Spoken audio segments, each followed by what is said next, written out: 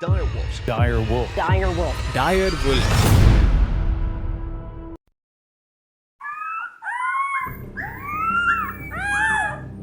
जो 10,000 साल पहले विलुप्त हो चुकी थी, आज के ग्रे वुल्फ से कई ज्यादा पावरफुल, जिन्हें हम सिर्फ फॉसिल्स की वजह से जानते थे, आज वो इस धरती पे साइंस की मदद से वापस आ चुका है। 3 पप्स का जन्म हुआ, भेड़िए नहीं और ना ही भेड़ियों के क्लोन्स, मगर कुछ ऐसा जो इस दुनिया ने कभी नहीं देखा। एक लेजेंड का वापस जन्म हुआ। शुरुआत करते हैं इनके ओरिजिन से। डायर वुल्व्स अपने टाइम के टॉप प्रेडेटर। भेड़ियों की एक ऐसी प्रजाति है जो नॉर्थ एंड साउथ अमेरिका के प्लेस्टोसीन इपॉक के दौरान एग्जिस्ट करती थी, यानी 125,000 से 10,000 साल पहले तक। बहुत ज़्यादा क्लाइमेटिक चेंज के कारण ये प्रजातियाँ और भी दूसरे विशाल जानवरों के साथ विलुप्त हो गई।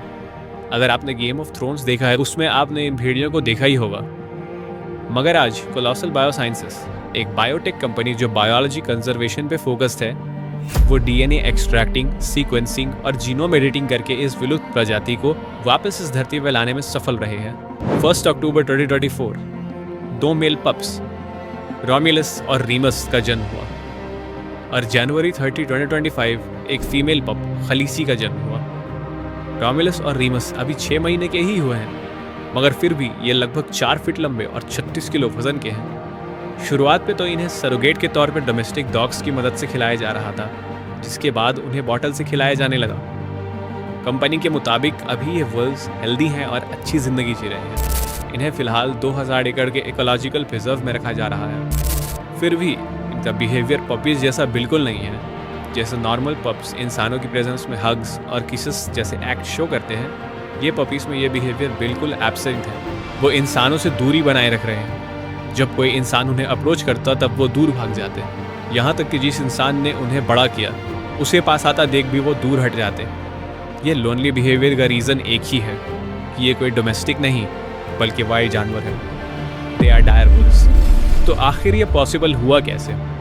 जेनेटिक इंजीनियरिंग टेक्नोलॉजी CRISPR से कोलोसल साइंटिस्ट ने एंशिएंट प्रिजर्व डीएनए की मदद से प्रेजेंट ग्रे वुल्व्स के जीनोम को एडिट किया, कुछ इस तरह की वो डायर वुल्व्स के जेनेटिक कोड को मैच करे। उसके बाद लैब में एक एम्ब्रियो डेवलप किया गया।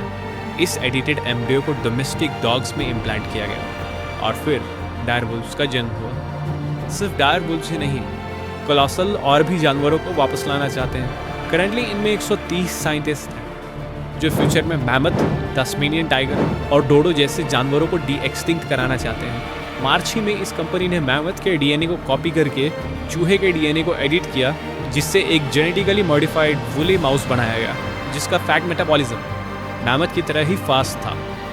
इन्हें देखकर तो इलॉन मस्क ने भी पोस्ट कर दिया कि उन्हें एक मिनिएचर पेट वुली मैमथ देखना है। कोलोसल का मानना है कि वो फ्यूचर में बहुत से स्पीशीज़ को डी एक्सटिंक्ट भी करेंगे और मॉडिफाई भी।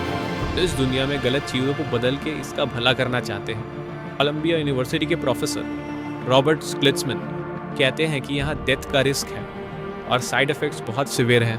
बहुत सारे मिसकैरेजेस होंगे, जो एक तरह से सही भी है। आपका क्या मानना है? बताइएगा ज़रूर।